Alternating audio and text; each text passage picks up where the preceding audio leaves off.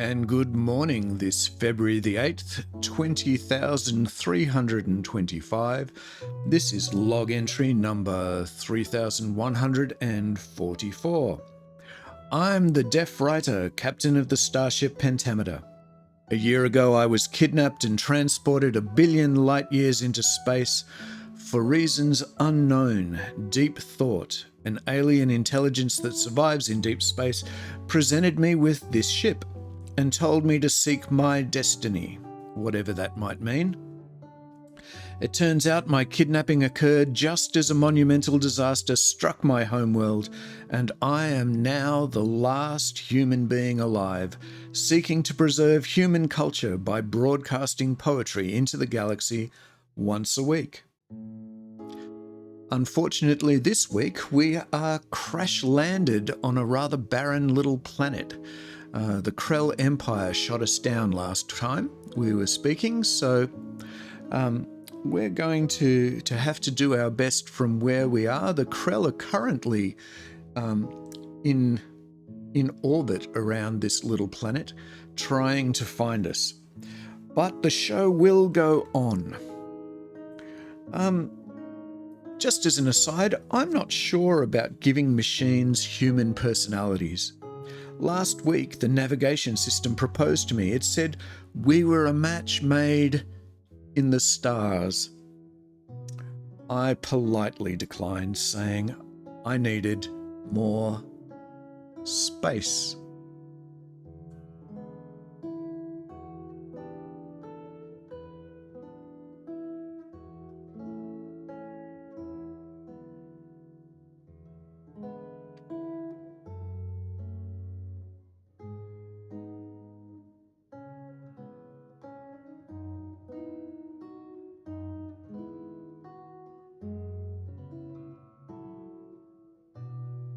Good morning. I am X-37, the synthetic first mate of this ship.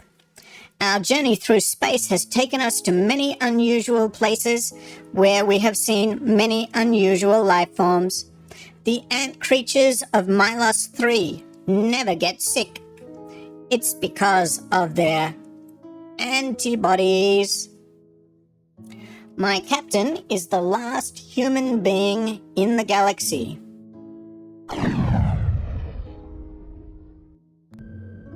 Following the destruction of his home planet with the incredibly boring name of Earth, we drift through space on the starship Pentameter, reciting poems and avoiding the enforcers of the galaxy-spanning Krell Empire, along with their bounty hunters that see the last human as a specimen to be placed in the Krell's Imperial Zoo.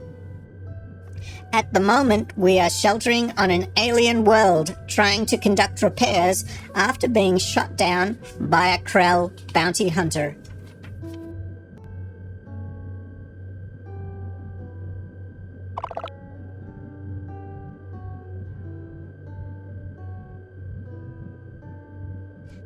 This is the communications suite, which doubles as my lab. To pass the time, I employ my planet-sized intellect solving the galaxy's most pressing scientific dilemmas. X-37, have you finished tidying the communication suite? We'll be going live in a few minutes and I want it spotless.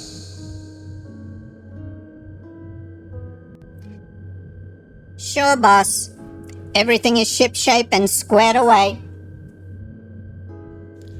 Good. You're not conducting any of your weird experiments in there, are you? That's how the lab ended up needing to be repaired in the first place.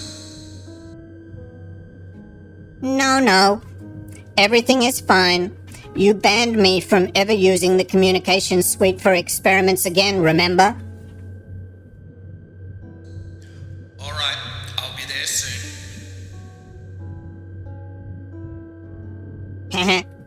Sucker. I am in the process of erasing this week's experiment. I was attempting to create an AI that could assist me in mixing chemical compounds.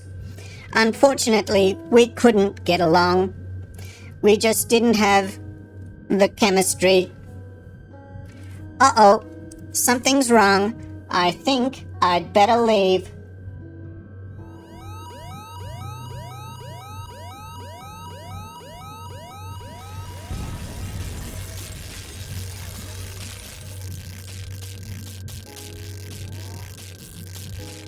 What in deep space happened here? X-37, I thought you said you cleaned this mess up.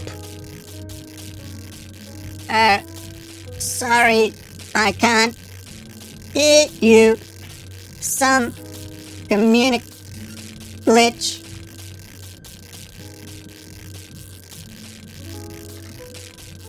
I guess I can hide this mess for now. There we go. Welcome in, everybody. 3, 2, 1, and hello and welcome to the show. I am your host, the Deaf Writer, and it's great to see everybody who has arrived already. Welcome, Vizban DM and your many groans. Welcome, Tim Tam. Welcome, Robotham J. It's great to see you. If you happen to be lurking around out there, throw us a hello. We welcome everybody, no matter what your species, number of heads, or planet of origin, you're very welcome here. This week, we're bidding a fond farewell to the superheated denizens of Andorra 6's sun as they seek to engage in a new health initiative. They have invested in a brand new solar cycle. I should also point out that we're broadcasting in secret this week in order to avoid detection by the Krell who shot us down last week. Well, this particular stream has a few rules attached to it, so I should probably just make you acquainted with those. Firstly, as a community, we try to be kind. We try to be respectful. We keep the language clean because we welcome kids and families to our stream. Don't ask for or give away personal information. Don't spam the commands. Don't spam or promote yourself to other viewers. Be curious, be willing to join in. And this one is optional. Take on a role within our universe. With the exception of that last one, these rules will be enforced and violators will be banned.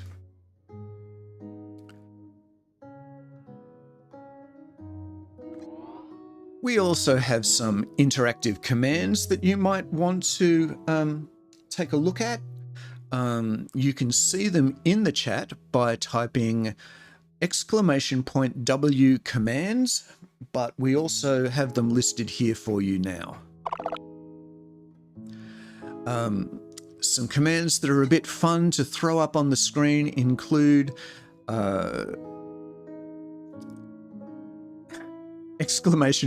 !W applause. I just went blank on what an exclamation point was.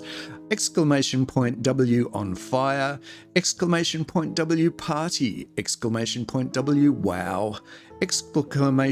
!W cool. And !W amazing. Should you wish to let us know or respond to one of our segments or poems with a bit of appreciation, those commands are available to you. Should you want to interact with your friends and neighbours on the stream, you can !hug one of them, or throw one of them, or attack one of them, or sling one of them. You can also bomb if you want to drop a bomb and see yourself sent flying through the air. So those are the commands that we have available to you for interacting as well as the chat. A quick tour of our screen probably is in order.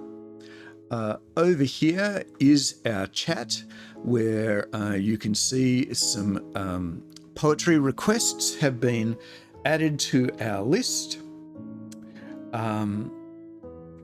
we also have our marvelous pun-o-meter up in the top right-hand corner.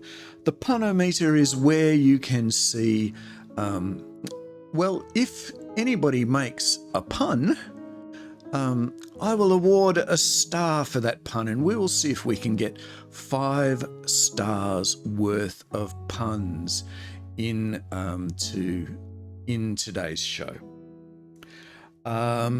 Also, we have the poetry list there. If you would like to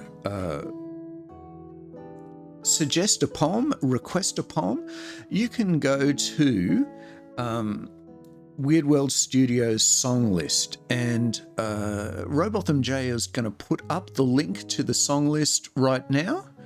Thank you, Robotham J.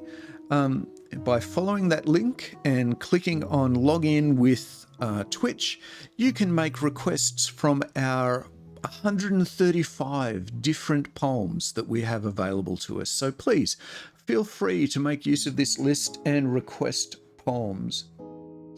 You can... Whoa. What just happened then? I'm not entirely sure. Oh, yes, I am. So we're going to go back to our main screen. There we are. That's better. And we also have the poetry list. Whoops. Did it again.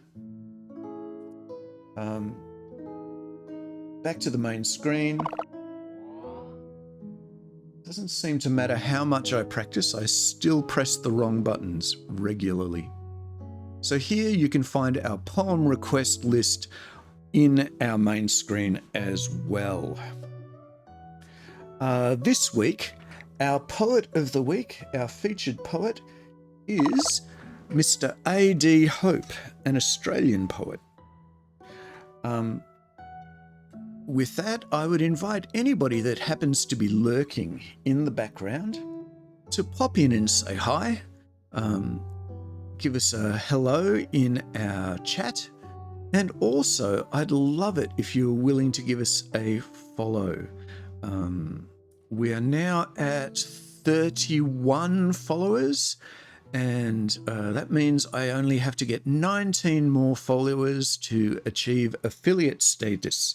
And affiliate status means that the gap between when somebody talks and when it appears on the chat, the gap between my broadcast and when you respond, etc., will get shrunk because affiliates get slightly prioritized streaming, and that would be great. And there are a bunch of other things that I get as well, including the ability to start using emotes and to have on-site redeems where you can spend channel points, which are free, you just get for attending the show, that you can use to do interactive things on my show.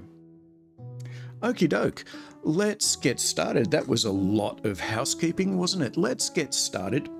We are going to get ourselves into the poetry today with our first poem, the opening poem, Invitation to Dinner.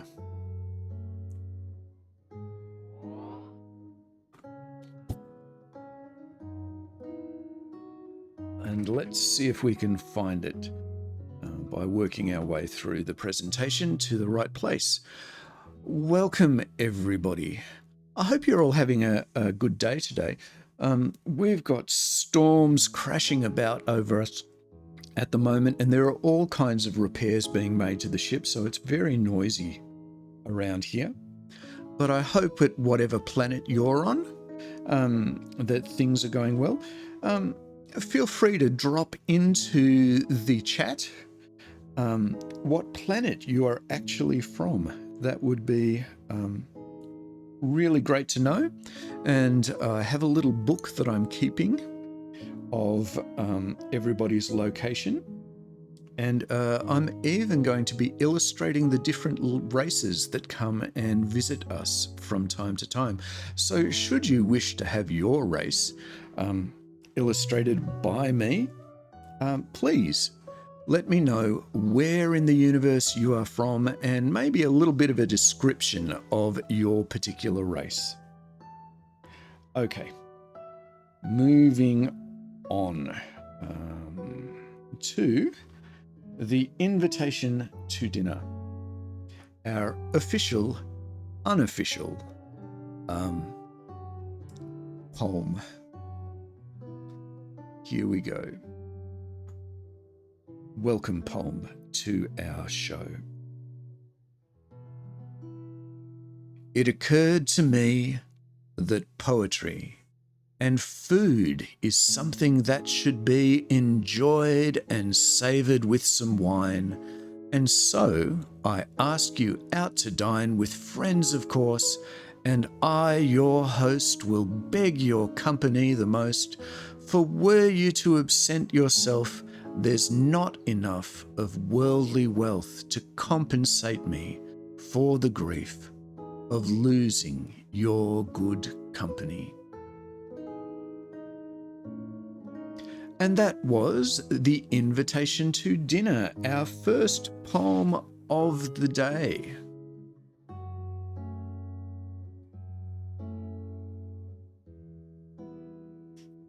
And we'll make our way back to the beginning area there and step back into our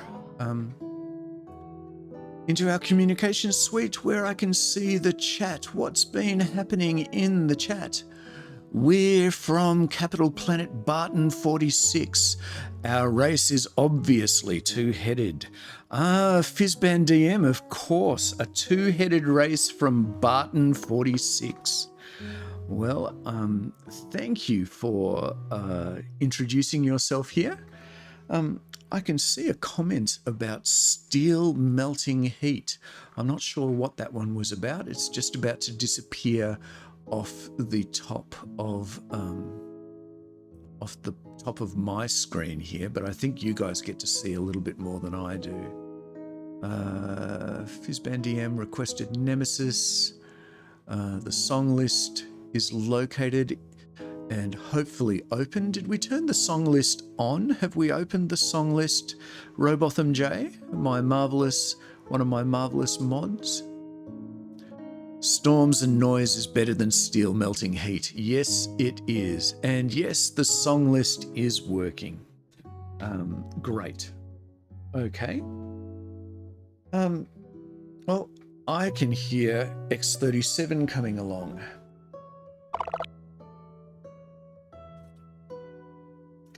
Hello. While you're selecting a poetry request, I thought I'd tell you some interesting facts from my colossal storage and retrieval system. A.D. Hope's full name was Alec Derwent Hope. He began publishing poems at the age of 14.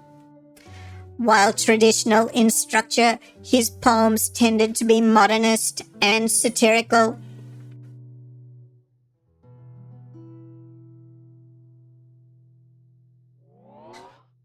Thanks for that, X37. And please make lots of requests. We've got some there already, but they're just there to fill things out in case we have a quiet day here on the show. I'd love to know if, a number of things. So, did you learn poetry at school?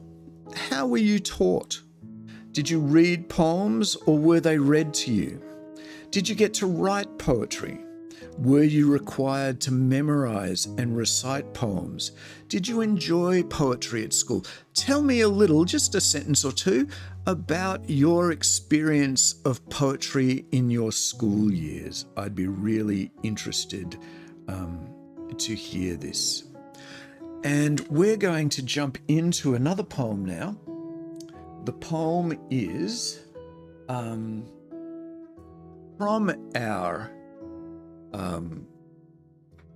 our featured poet today, Mr. A.D. Hope. And the poem we're going to look at is Beware of Ruins from Mr. A.D. Hope.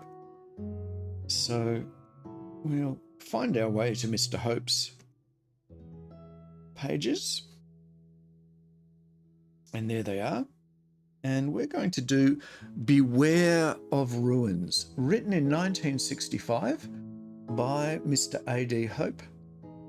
Probably the only time we'll do it on the show, because this one has its copyright still intact, though we do have permission to do it the once. So I'm going to enjoy that and share with you Mr. A.D. Hope's Beware of Ruins from 1965. But before I do, Fizzband DM. I read poetry at school. Recital wasn't part of it. Analysis of it was the fun part. Oh yeah, I enjoyed analysis at school, and I enjoyed teaching it in the high school where I teach, or did teach before the earth blew up. Penny did poetry. She was read to, had it read, had to memorize it, but didn't enjoy it. She enjoyed the poems she found in her own time. Tim Tam finds analysing poetry interesting. I wouldn't be surprised if Robotham J is trying to forget all about all the poetry he had to learn in previous years at school, now that he's no longer being required to attend. Let's take a look at Beware of Ruins. Robotham J enjoyed poetry. Oh, that's nice to hear. It just so happens that I was his teacher, so that is nice to hear. Beware of Ruins, 1965, by Mr. A.D. Hope.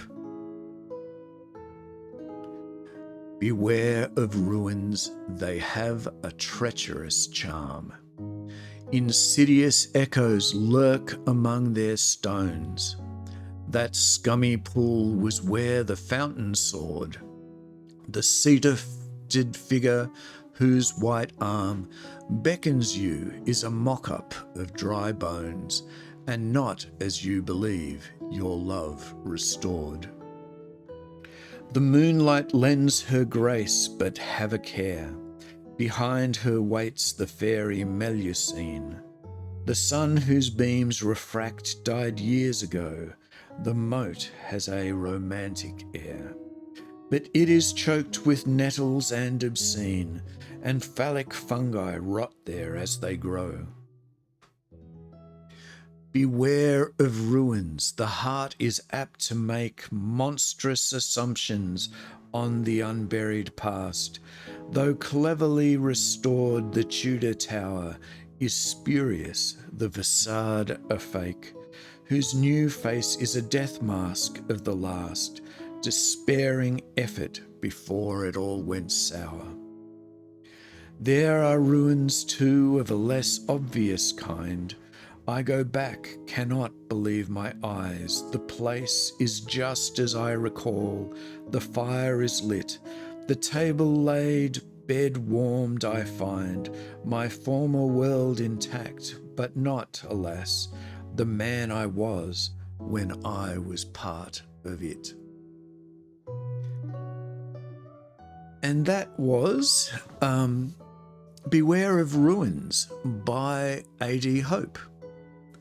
The first poem of our featured artist this week.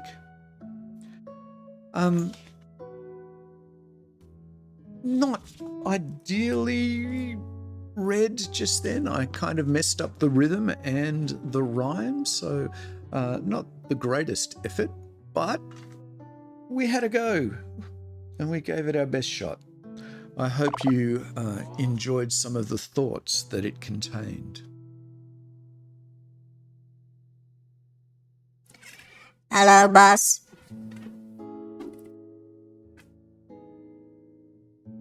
It is I. Whoa. Thank you for the applause. It is I, X37. I'd like to tell a knock-knock joke.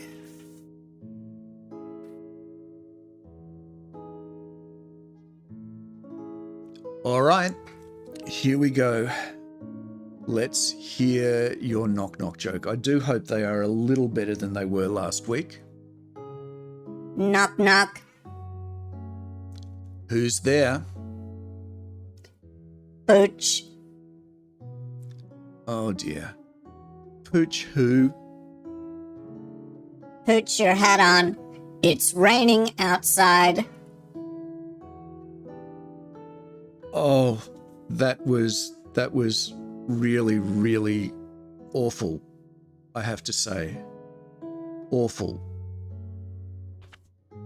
I'm just going to ignore that and move right on at this point. Let's see. We're going to do a request, and this request is from Robotham J, and it is Annabelle Lee, our first request for the day. So let's take a look at Annabelle Lee by the marvelous Edgar Allan Poe. Here we go. Annabelle Lee, written in 1849 by Edgar Allan Poe. Here is one of the poems that I've done some original artwork for.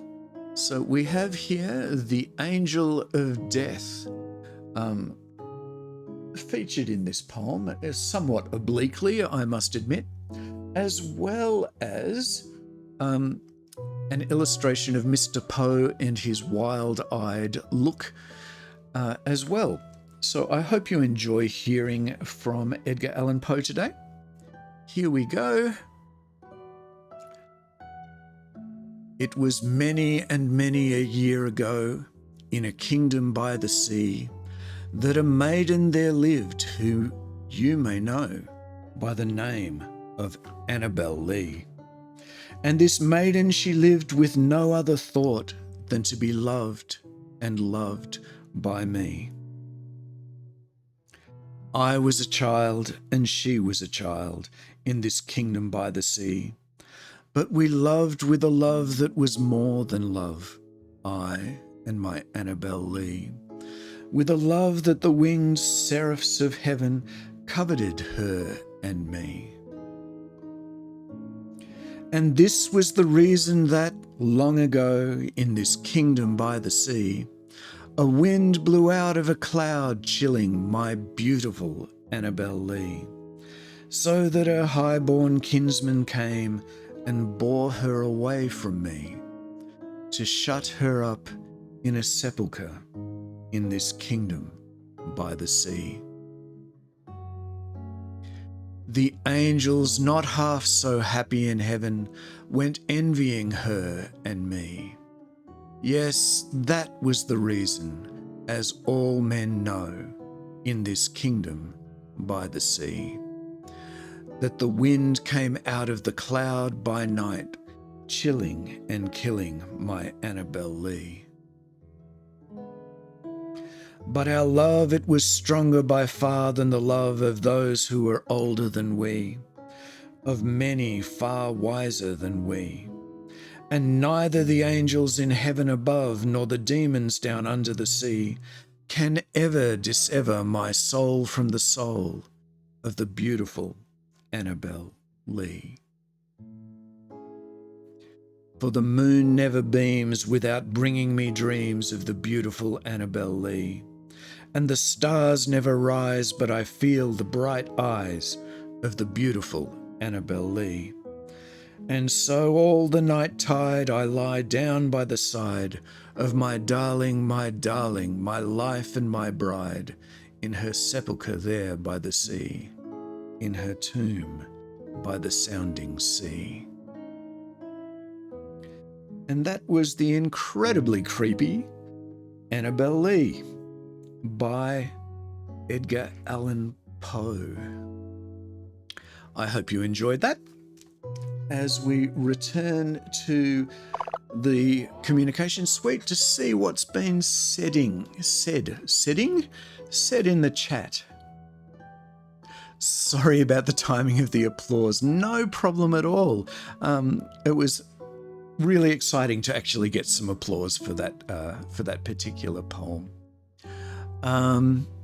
What else do we have here? Oh, we have Fizzban DM giving us a laugh and explaining it that poor X37 should be banned from doors. Fair enough. I'm afraid that X37 is far beyond my control when it comes to puns. I really regret having told him about them ever, because all he does is interrupt with knock-knock jokes these days. Tim Tam agrees with you, Fizzban DM. Tim Tam agrees. Fair enough. Why don't we have a look at our next poem? And I think we should open this set with another poem by A.D. Hope. So we're going to jump in and take a look at his Coy Mistress to Mr. Marvell, a poem by A.D. Hope. And you may remember from a few weeks ago that we featured Andrew Marvell's To His Coy Mistress on the show. This is A.D. Hope's answer to Andrew Marvell's poem, somewhat tongue-in-cheek. Looking at the chat, I assume... Oh, hang on. To be honest, how he knocks at doors, how does he knock at doors? He's got no arms. I assume the futuristic spaceship has doors like in Star Trek. Do you even knock on them? Pretty sure they automatically open. X37 probably reprogrammed them to be able to knock on them. Okay. Interesting little chat going on there in the background. Right now, I'm going to read his Coy Mistress to Andrew Marvell, the rather tongue-in-cheek reply from Mr. A.D. Hope. Since you have world enough and time, sir, to admonish me in rhyme, pray, Mr. Marvell, can it be you think to have persuaded me? Then let me say you want the art to woo, much less to win my heart. The verse was splendid, all admit, and sir, you have a pretty wit. All that indeed your poem lacked was logic, modesty, and tact.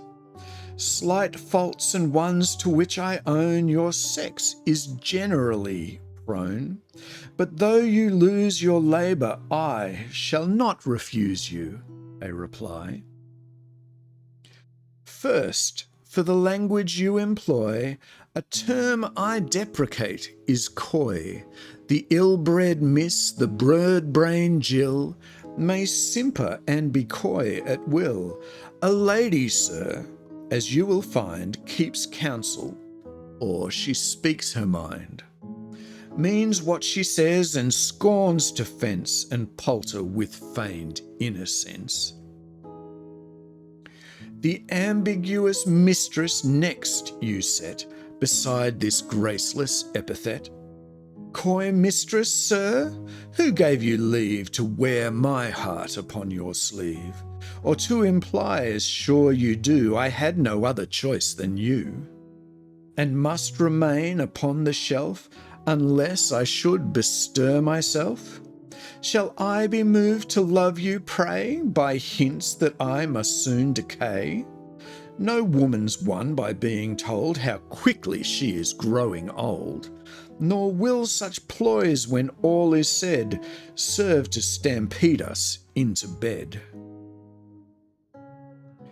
When from pure blackmail next you move, to bribe or lure me into love, no less inept, my rhyming friend, snared by the means you miss your end. Time's winged chariot and the rest, as poetry may pass the test, Readers will quote those lines, I trust, till you and I and they are dust. But I, your destined prey, must look less at the bait than at the hook. Nor when I do can fail to see just what it is you offer me. Love on the run, a rough embrace, snatched in the fury of the chase, the grave before us and the wheels of time's grim chariot at our heels, while we, like amorous birds of prey, tear at each other by the way. To say the least, the scene you paint is what you call, my honour, quaint. And on this point, what prompted you so crudely, and in public too, to canvass and indeed make free with my entire anatomy? Poets have license, I confess, to speak of ladies in undress. Thighs, hearts, brows, breasts are well enough. In verses this is common stuff. But, will I ask, to draw attention to worms in what I blush to mention, and prate of dust upon it too, sir, was this any way to woo? Now, therefore, while male self-regard sits on your cheek, my hopeful bard, may I suggest before we part, the best way to a woman's heart is to be modest, candid, true. Tell her you love, and show you do, neither cajole nor condescend, and base the lover on the friend. Don't bustle her or fuss or snatch. A suitor looking at his watch is not a posture that persuades willing, much less reluctant maids. Remember that she will be stirred more by the spirit than the word. For truth and tenderness do more than coruscating metaphor. Had you addressed me in such terms and prattled less of graves and worms, I might, who knows, have warmed to you. But as things stand, must bid adieu, though I am grateful for the rhyme, and wish you better luck next time. And that was his coy mistress to Andrew Marvell. And a rather tongue-in-cheek and enjoyable little poem that one is, particularly if you're familiar with Mr. Andrew Marvell's poem. And let's see what's been happening in the chat. Here we see. Oh, so 1970, I missed it. Too slow. It moved up.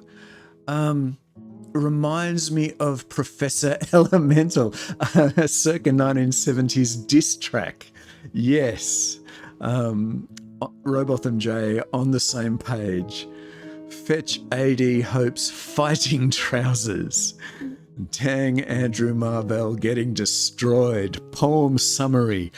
Ouch. Did Marvell ever see this? No. Marvell was long dead before this poem came out in the 1970s. Forget steel melting heat. A.D. Hope is the true fire. Penny says if Marvell did see it, that's how he died. Marvellous interactions going on in the chat there. Thank you so much for those thoughts. I hope you enjoyed the poem. A.D. Hope is, when he gets satirical, marvellous. Hey, that's our first pun. Well done, Mr. Robotham J. So we have our first pun on the board. So 1 star added.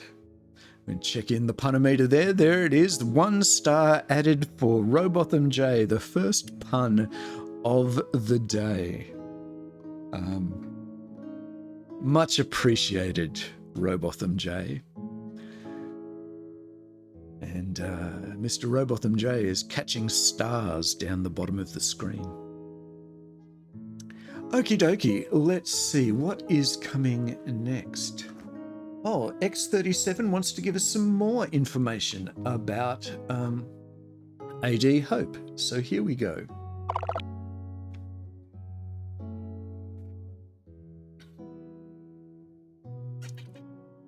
Hi again.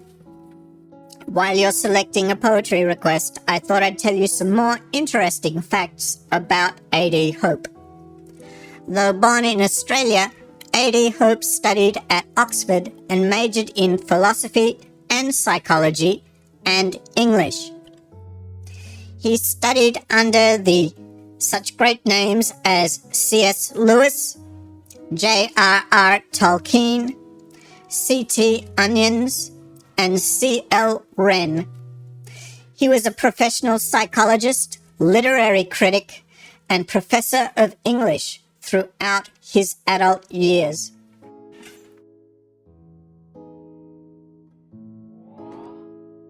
Thanks for that, X37.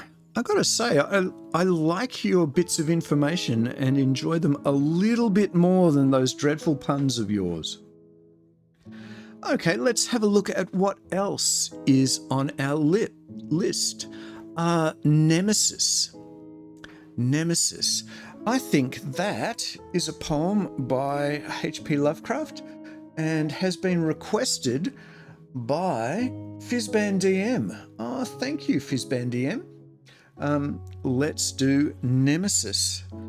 Nemesis by H.P. Lovecraft. And if you happen to be familiar with Mr. Edgar Allan Poe, you might recognize how much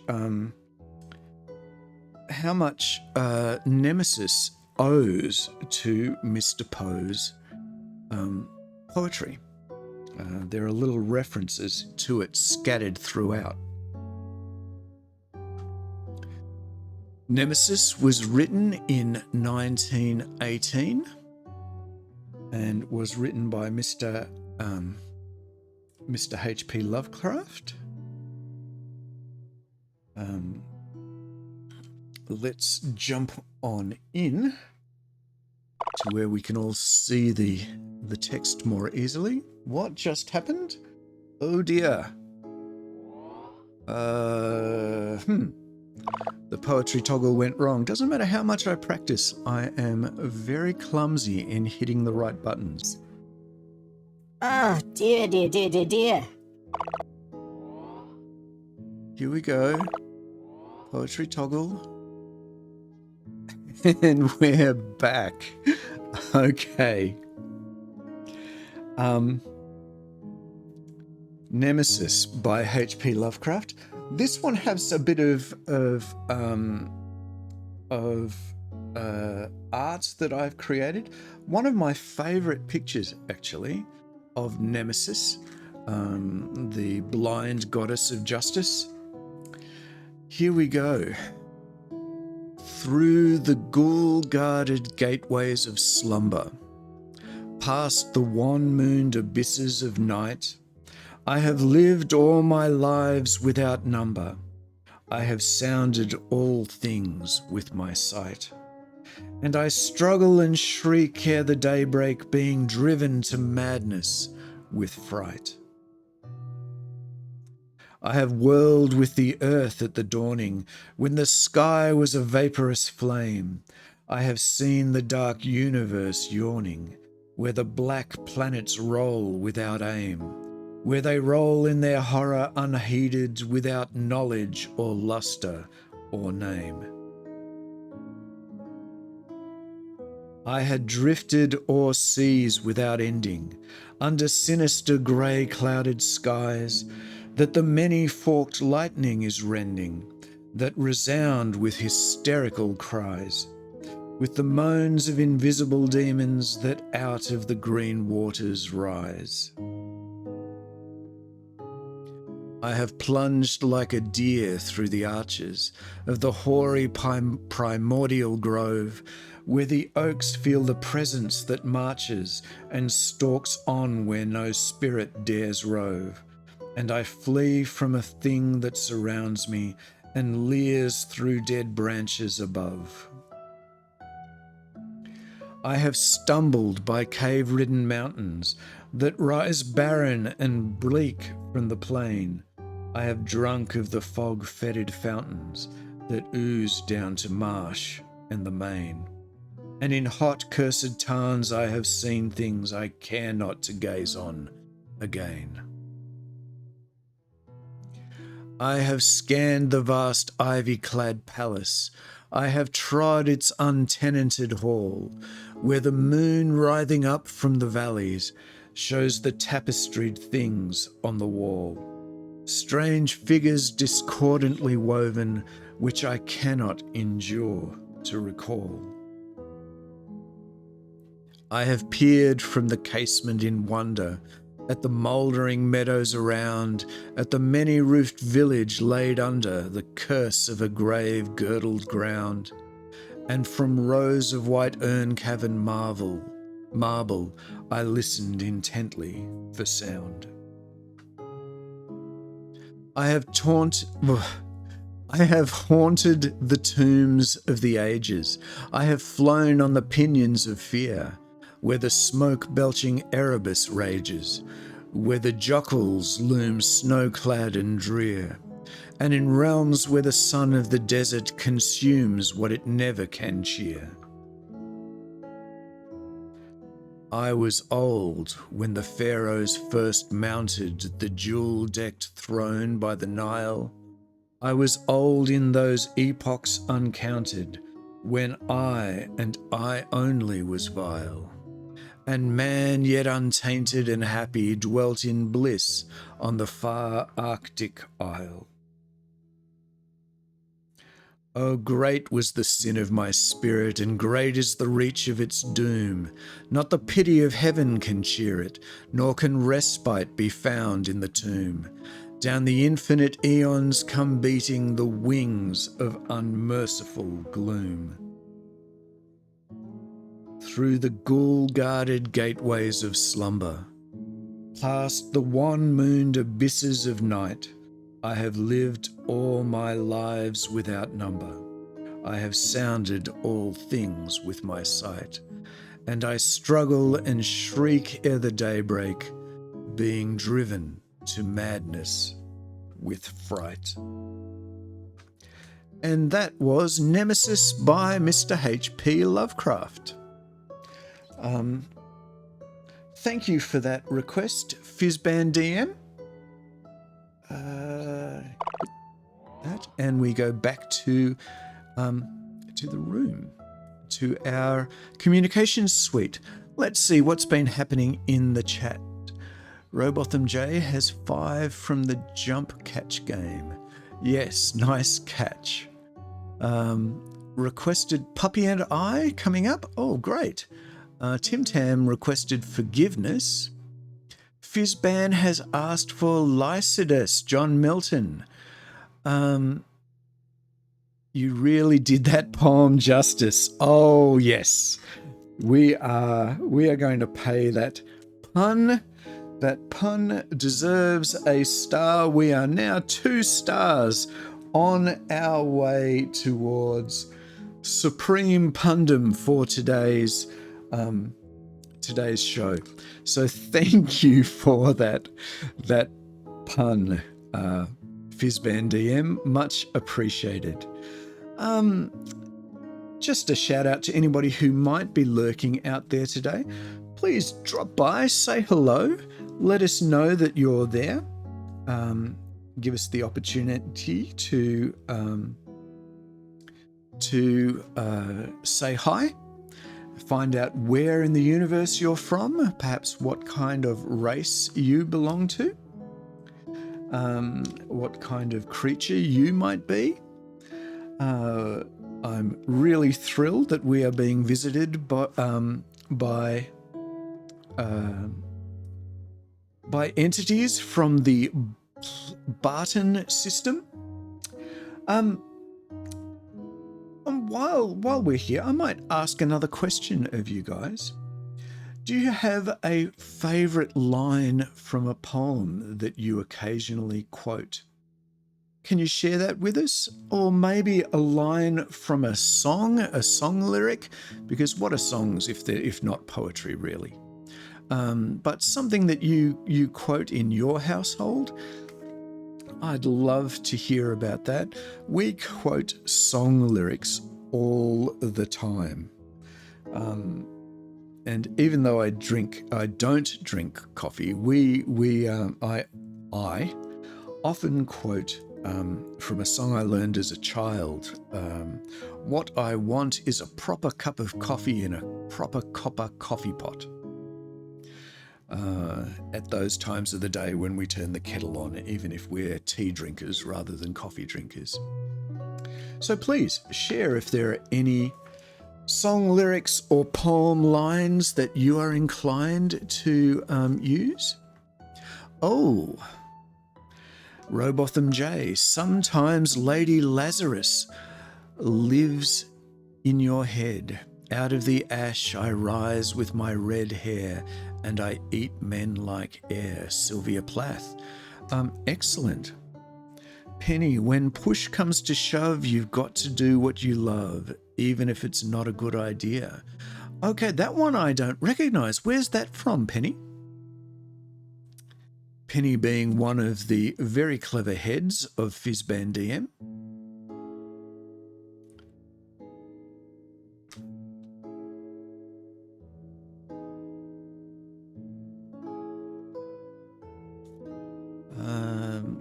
While you're typing away, let's have a look at what's next in our list.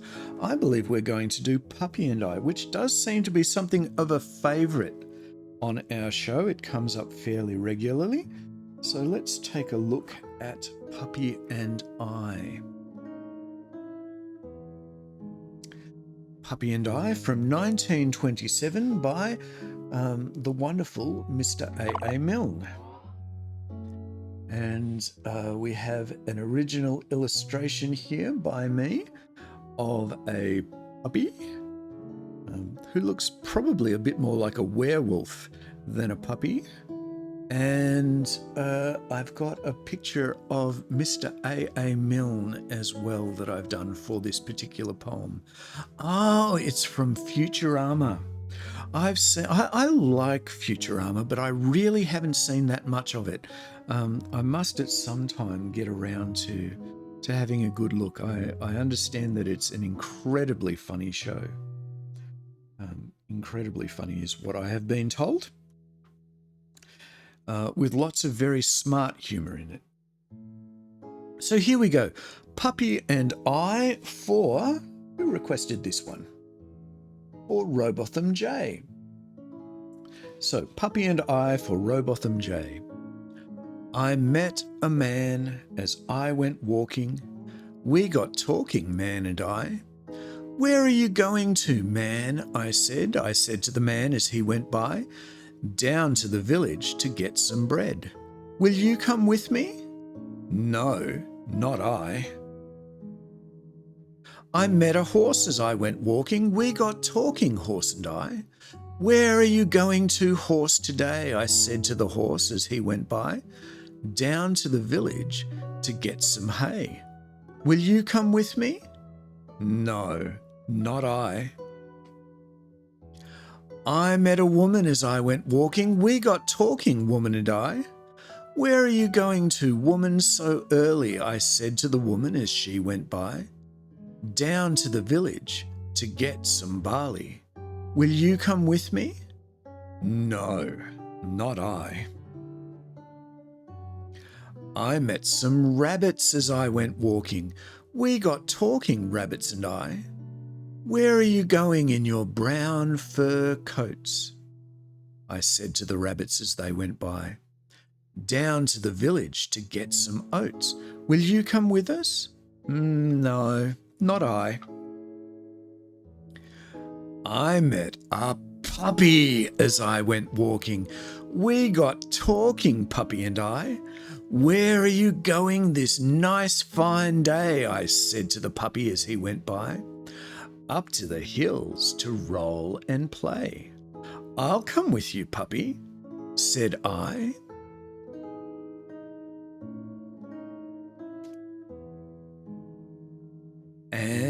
that was Puppy and I for Robotham J. Thank you for that request. As we head back into the communication suite.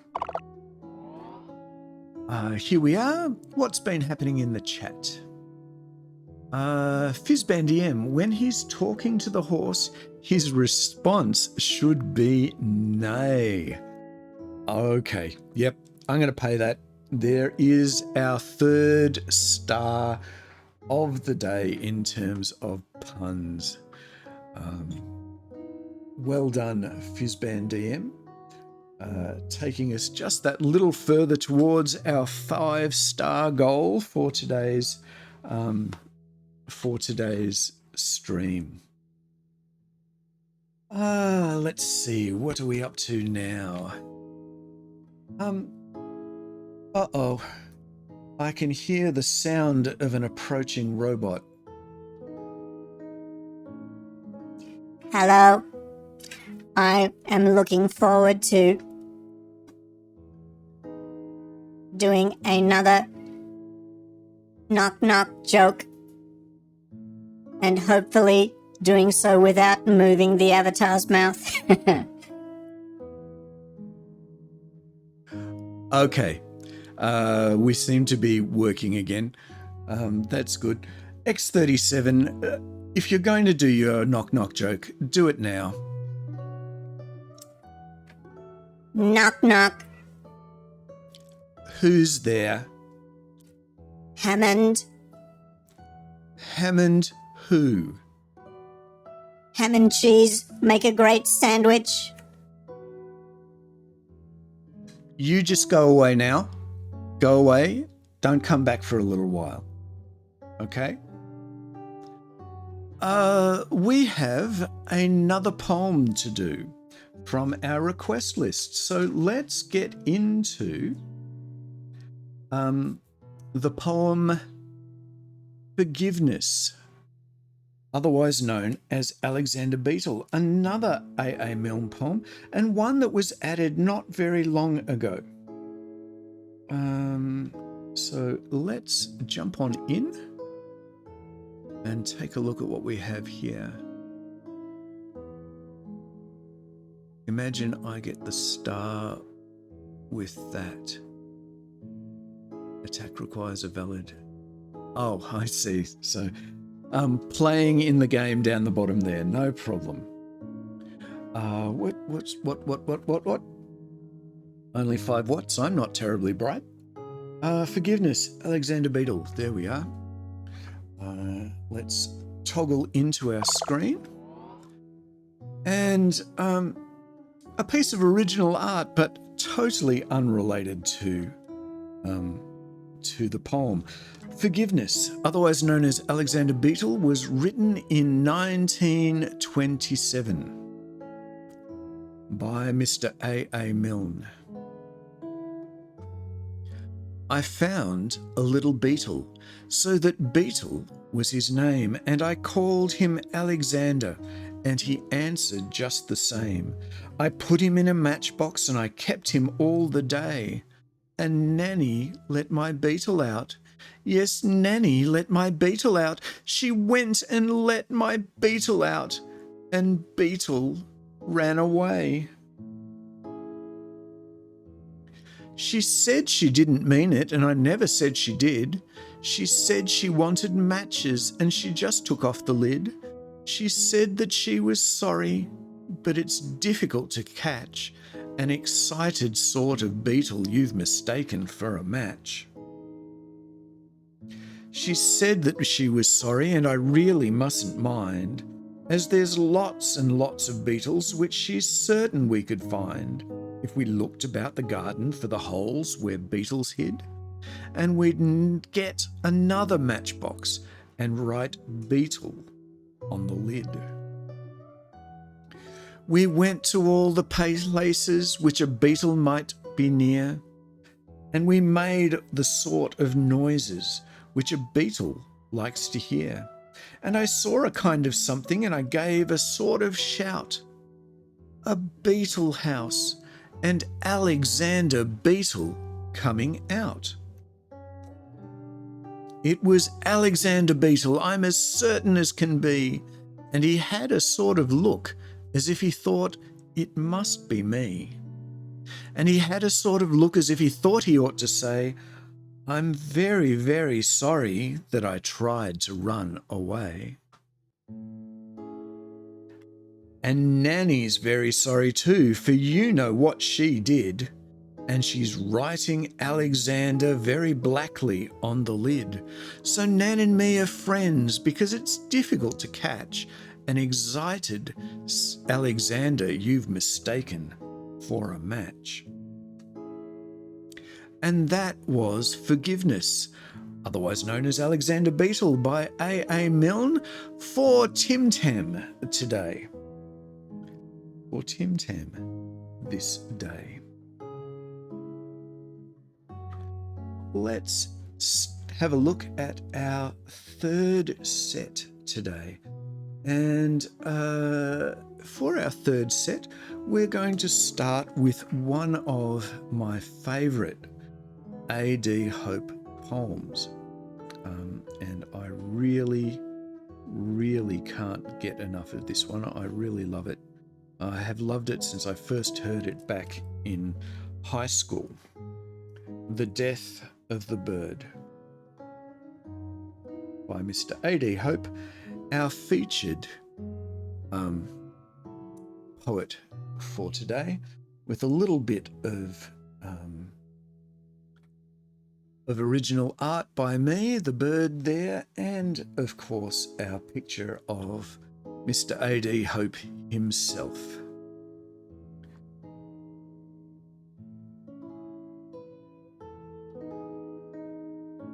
Fizzband DM, remind me I have to pay you a star for that wonderful pun. Nanny Conan doesn't use matches, she strikes sparks off her sword. The Death of the Bird by A.D. Hope. For every bird there is this last migration. Once more the cooling year kindles her heart.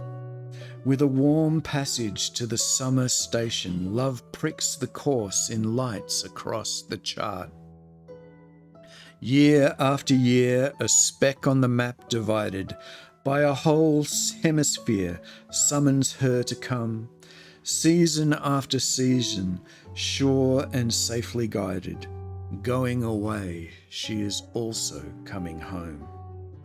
And being home, memory becomes a passion, with which she feeds her brood and straws her nest, aware of ghosts that haunt the heart's possession, and exiled love mourning within the breast.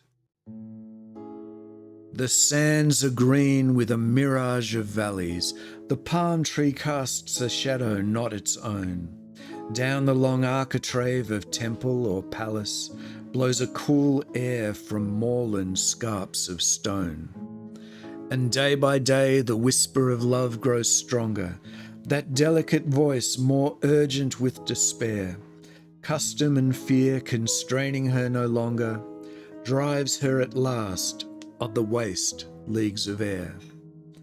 A vanishing speck in those inane dominions, single and frail, uncertain of her place, alone in the bright host of her companions, lost in the blue unfriendliness of space.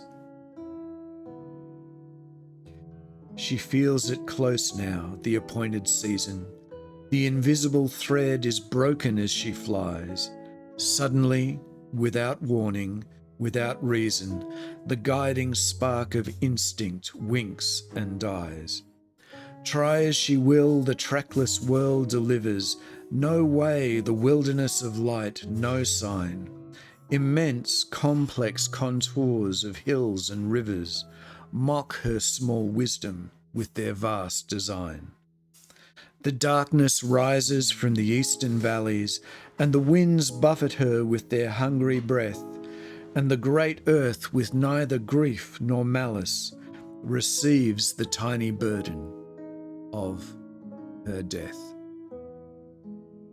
And that was The Death of the Bird by A.D. Hope, the last poem we're doing today by our featured poet, Mr. A.D. Hope. I hope you enjoyed this introduction to Mr. Hope that we've been doing today.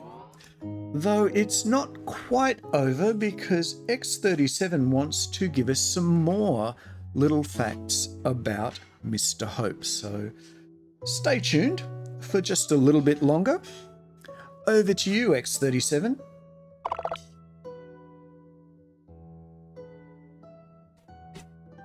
A.D. Hope controversially engaged in regular attacks on the Australian cultural establishment, who he considered pretentious and empty. He produced erotic poetry, adding to the controversy surrounding him. Mr. A.D. Hope was fascinated by mythology and religion.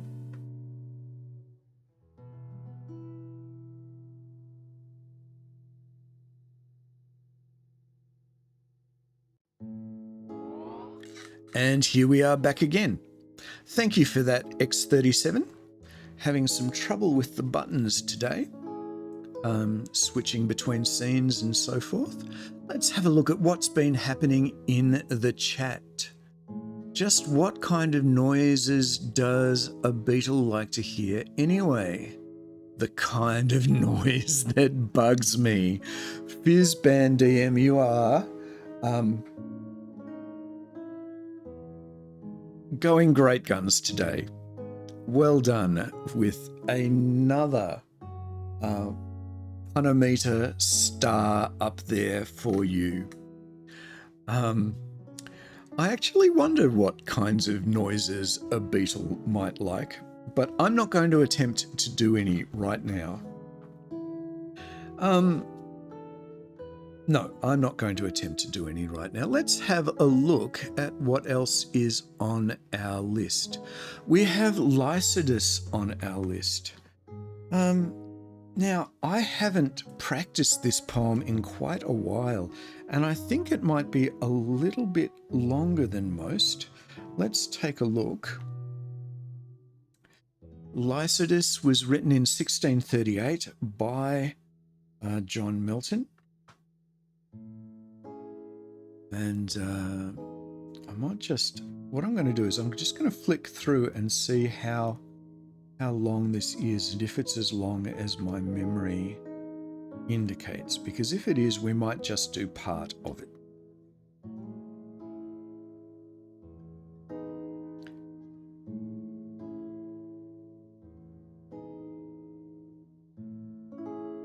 Yeah, it's a very long poem, so we might limit ourselves to a couple of sections of it rather than the whole thing today. I hope that doesn't upset you, Fizzband DM. But I think it might be a little long to do in just one sitting, especially since I haven't practiced it for some time. Tim Tam, wow, that poem is huge. Yes, it's a big poem. It's not quite an epic poem, but it is a large poem by John Milton. And John Milton was known for creating quite large poems. It looks like one that might be worth breaking up into parts. I agree.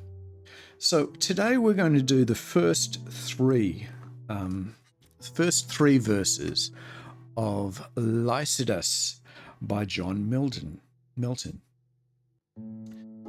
Yet once more, O ye laurels. Oh, let's bring the screen up so that you can read along. There we go. Yet once more, O ye laurels, and once more, ye myrtles brown with ivy never sere, I come to pluck your berries harsh and crude, and with forced fingers rude, shatter your leaves before the mellowing year. Bitter constraint and sad occasion dear compels me to disturb your season due, for Lycidas is dead, dead ere his prime, young Lycidas, and has not left his peer. Who would not sing for Lycidas he knew himself to sing and build the lofty rhyme. He must not float upon his watery bier, unwept and welter to the parching wind, without the meed of some melodious tear. Begin then, sisters of the sacred well, that from beneath the seat of Jove doth spring. Begin and somewhat loudly sweep the string. Hence with denial vain and coy excuse, so may some gentle muse with lucky words favour my destined urn, and as he passes turn, and bid fair peace be to my sable shroud.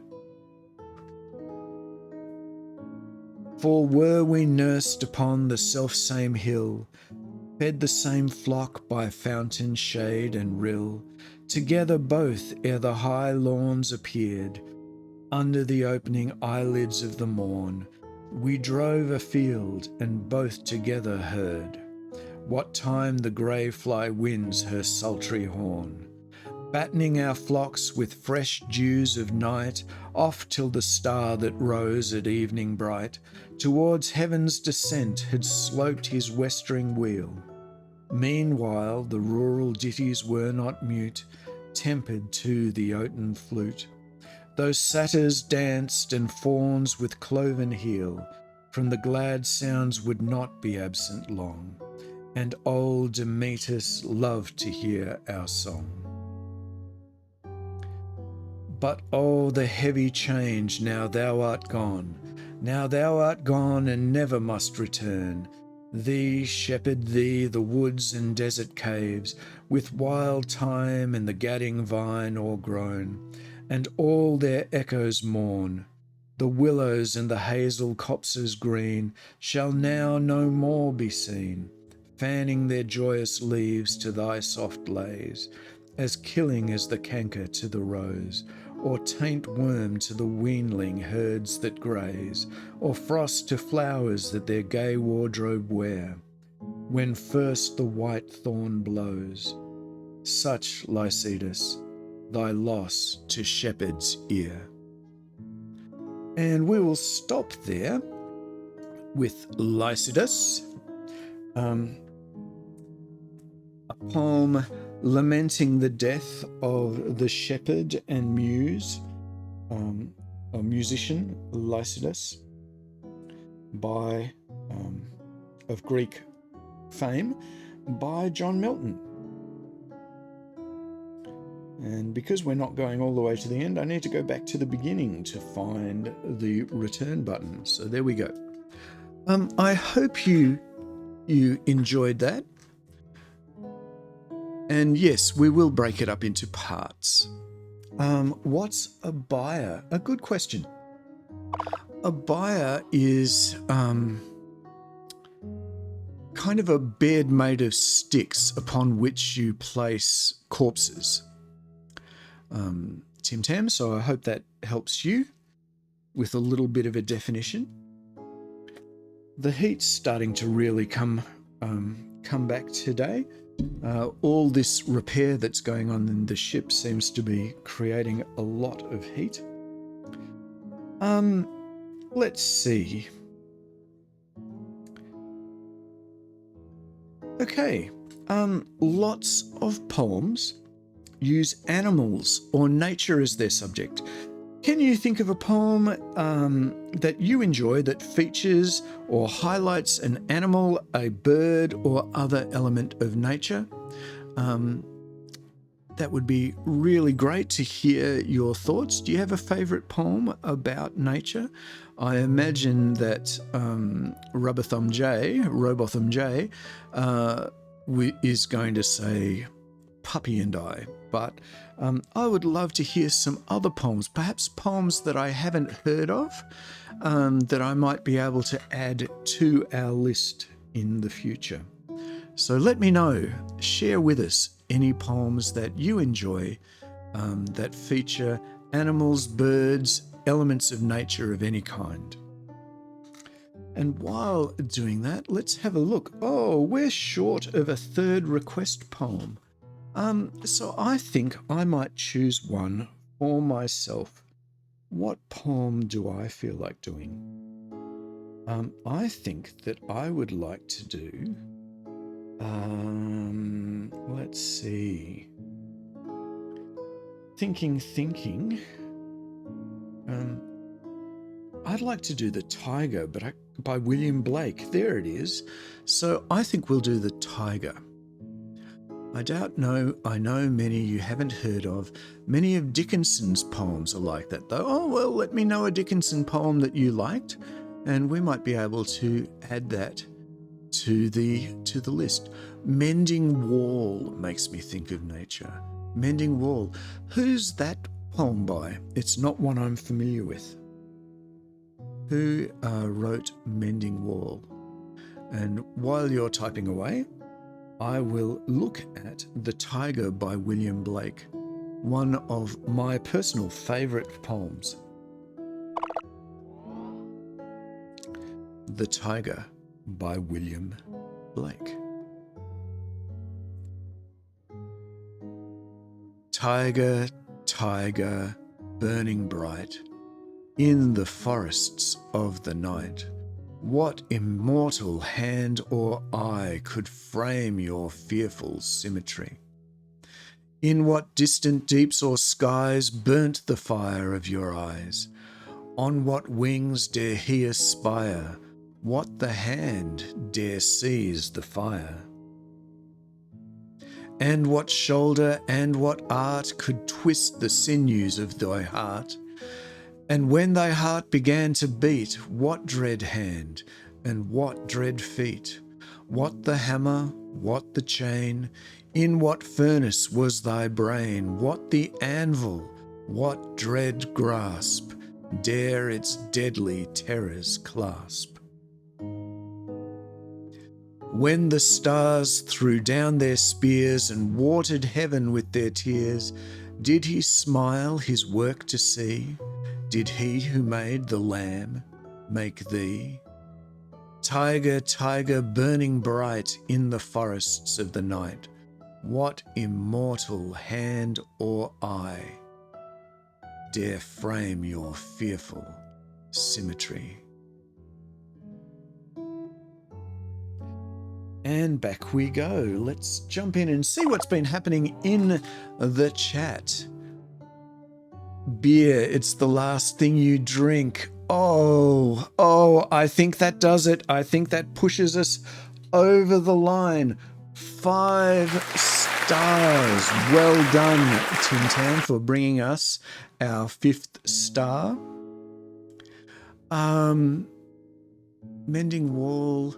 Does the beer jokes get another star? Yes, it did, just then. Mending Wall is a Robert Frost poem. Oh, I do like Robert Frost. I shall look into adding that to our list. Penny says The Donkey by G.K. Chesterton. Excellent. Another poem for me to chase down. It always sounds really shocked. What the hammer? Stop. What the hammer time? I can still hear you saying, you would never what the chain. Okay. Well, thank you for that. So there we go. Another request. Let's see. Where are we up to? Sorry to interrupt.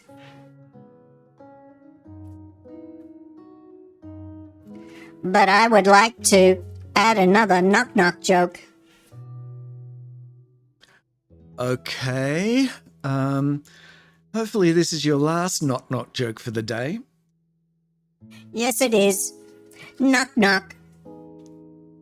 Who's there? Hooch.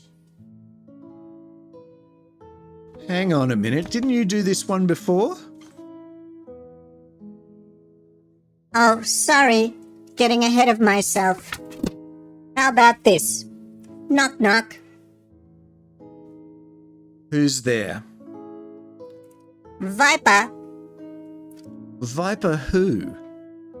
Viper knows. It's running. That was disgusting. Don't like that. Don't do jokes like that. Didn't enjoy that one at all. Oh, Captain, my Captain. Yes, X-37? It looks like we've been found by the Krell. A Krell enforcer appears to be about to arrive in orbit. Well, we've been routing the signal through a maze of communication points, so hopefully he isn't able to pinpoint us. We still haven't found all the raw materials necessary to complete our repairs, so I'll come to navigation as soon as I wrap up the show, okay? Okay. Let's see. We need some poems before we finish up today, so please add a couple of final poems, 2 final poems to our list today. We've got just enough time to do the last 2 poems of the day. If you could feel free to request them. Hello, mere mortal. It is I, Deep Thought, the greatest intellect in the universe. Good grief, I don't have time for this. You are not getting any less rude, you know. We're about to be attacked by the hostile Krell who shot us down last week. You have arrived at a very inconvenient time. Oh, don't feel bad, my boy. I'm not inconvenienced one bit. For a super intelligence, I can't help wondering at your level of comprehension. Why, thank you. But enough of this, there will be time to express your admiration for me fully later. I came to request a poem. What is it this time? I would like to hear a poem about vandalism and petty-minded individuals who don't know their proper place. Just what are you trying to say? Never mind. Just recite for me Ozymandias by Percy Bysshe Shelley. Vandalism and petty-mindedness, huh? You really don't get poetry, do you? Just recite the poem, human. You are dismissed. Okay then, Ozymandias coming right up. Ozymandias, huh? Well, let's find it and see if we can do this one and get the awful Deep Thought off my back. He really does have a bad temper, and it's not good to get on the wrong side of him. Oh, it's great to see we've got another poem in there. One more to finish the day would be just fantastic. So feel free to add a poem while I figure out what has happened to Ozymandias, because all of a sudden I can't. Percy Bysshe Shelley. Okay. J-K-L-M-N-O. Percy Bysshe Shelley, and there is the poem Ozymandias. Doesn't look great. There we go. Ozymandias was written in 1817 by Percy Bysshe Shelley. The husband, I guess you'd call him, of Mary Shelley, who wrote Frankenstein. And we have a little picture of Frankenstein there for your viewing pleasure.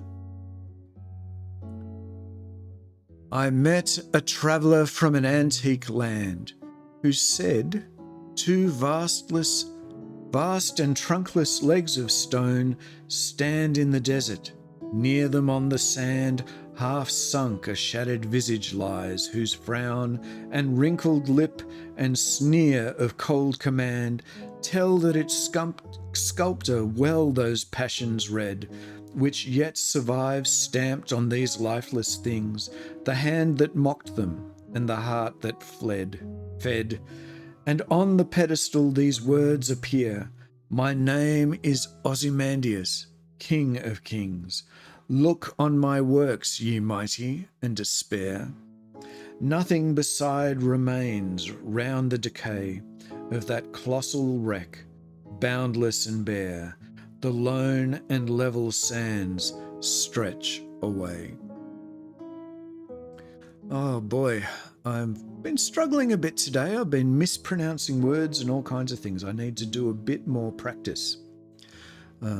My speech has started to decay a little bit in the lack of practice of just recent times. So,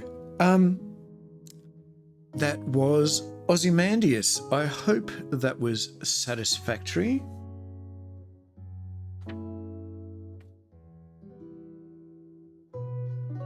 Mr. Deep Thought.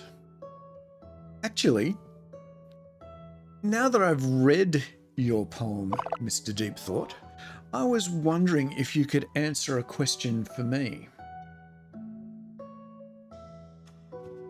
Assuredly, my colossal intellect, and it's doing it again.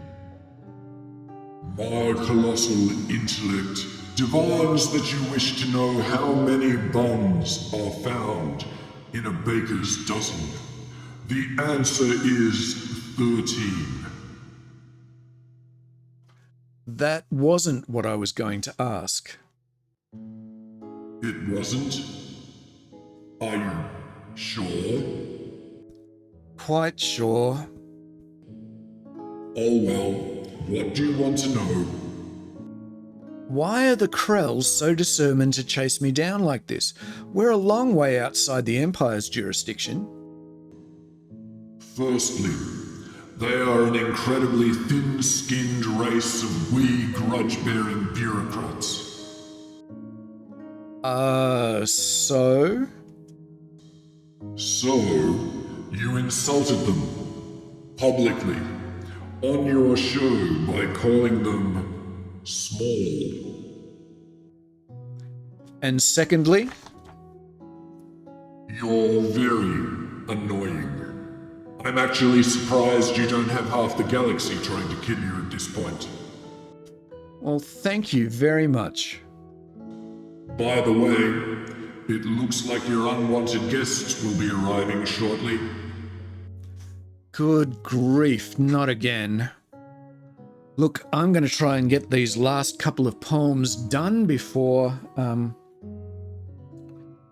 we're forced to close by the Krell arrival. So let's see. Lewis Carroll, Jabberwocky. 4 Fizzband DM. Another great poem, and one that I really enjoy reading. So thank you for this selection. Jabberwocky was written in 1871 by Lewis Carroll. 'Twas brillig, and the slithy toves did gyre and gimble in the wabe. All mimsy were the borogoves, and the momraths outgrabe. Beware the Jabberwock, my son, the jaws that bite, the claws that catch. Beware the Jubjub bird, and shun the frumious Bandersnatch. He took his vorpal sword in hand, long time the manxome foe he sought. So rested he by the Tumtum tree, and stood a while in thought. And as in uffish thought he stood, the Jabberwock with eyes of flame came whiffling through the tulgey wood, and burbled as it came. 1, 2, 1, 2, and through the vorpal blade went snicker-snack. He left it dead, and with its head he went galumphing back. And hast thou slain the Jabberwock? Come to my arms, my beamish boy, O fraptious day, Callooh, Callay, he chortled in his joy. 'Twas brillig, and the slithy toves did gyre and gimble in the wabe. All mimsy were the borogoves, and the mome raths outgrabe. And that was the Jabberwocky for Fizzband DM. For our final poem today, I think we'll do one more Lewis Carroll poem. The poem, How Doth the Little Crocodile, to close our show. How Doth the Little Crocodile, written in 1865 by Lewis Carroll. How doth the little crocodile improve his shining tail, and pour the waters of the Nile on every golden scale? How cheerfully he seems to grin, how neatly spread his claws, and welcomes little fishes in with gently smiling jaws. And that was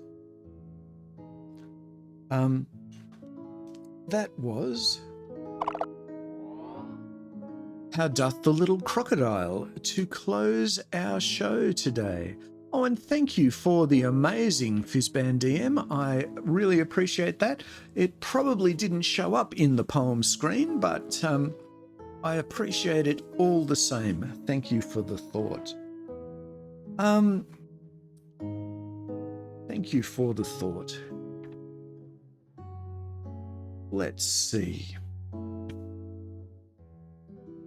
Well, we are just about to call it a day, so I might switch to the credits. Uh-oh, looks like we've got a problem.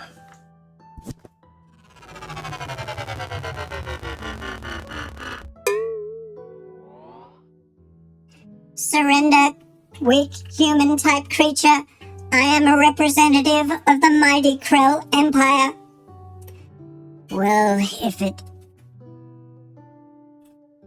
Well, if it isn't another interruption, another little interruption from the Krell Empire.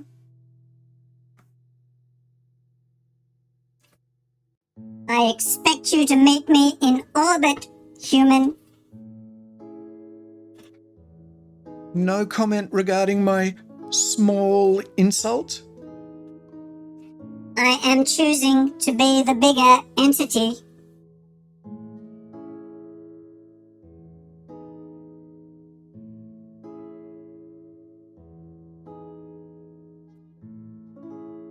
And he can't quite figure out where we are. He knows we're on the planet, but he can't find us yet. How dare you? I know all. Really? How many fingers am I holding up? You think you can laugh at me, human? Nope, I know I can laugh at you. I do it all the time. I will give you exactly 30 minutes to surrender before I use my disintegrator machine to destroy the entire planet.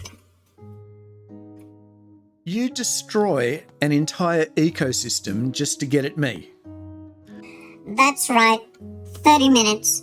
The countdown starts now. Looks like I'm going to have to deal with another small-minded Imperial bounty hunter, folks. Hey, I heard that. So I'm going to have to end things here. If all goes well, I'll see you all next week for more poems and puns. Let me bring up the credits and say good night before I deal with this. The original poems you have heard here today were written by the deaf writer and are copyright and cannot be used without permission. All other poetry is in the public domain. The artwork on the site is licensed via Envato, GameDeveloperStudios.com, or Microsoft. Poem illustrations are original works created by the deaf writer and subject to copyright.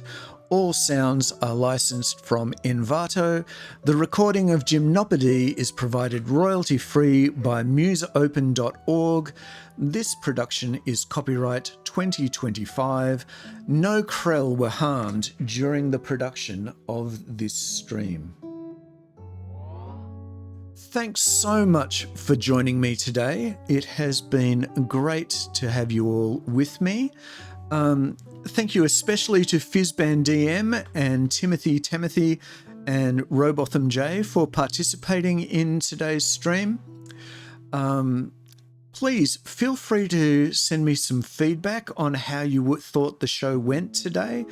I'm still learning my way around. And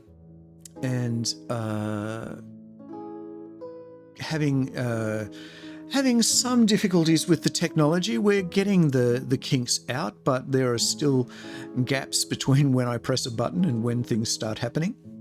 But as I said, yes, please, I would really love some feedback. And with that, I will say so long, farewell, and thank you for all the fish.